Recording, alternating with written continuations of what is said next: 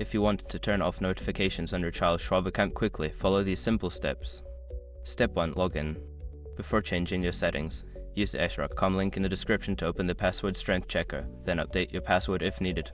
Step 2. Go to account settings. Once logged in, navigate to the account settings section. This is usually found in a menu or profile icon. Step 3. Find notification preferences. Look for an option labeled notification preferences or alerts. Click on this to view your current notification settings. Step 4. Adjust notification settings. In the notification preferences, you will see various types of notifications. Uncheck or toggle off the notifications you wish to disable. Step 5. Save changes. After making your adjustments, be sure to save the changes. Look for a Save or Apply button to confirm your new settings. By following these steps, you can quickly turn off notifications on your child's Schwab account. If you need further assistance, consider reaching out to customer support.